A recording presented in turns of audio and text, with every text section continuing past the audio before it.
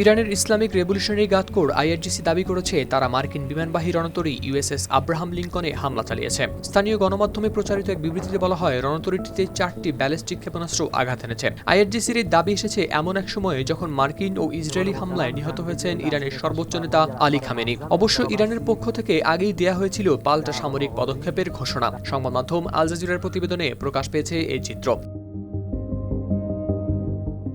তবে Islamic revolutionary guard কোরের বিবৃতিতে দেয়া হয়নি হামলার বিস্তারিত ক্ষয়ক্ষতির তথ্য। এদিকে সংবাদ মাধ্যম আল জাজিরাকে মার্কিন কর্মকর্তারা জানান, ইরানের ক্ষেপণাস্ত্র হামলায় বিমানবাহী রণতরী ইউএসএস আব্রাহাম লিঙ্কনের কোনো ক্ষতি হয়নি।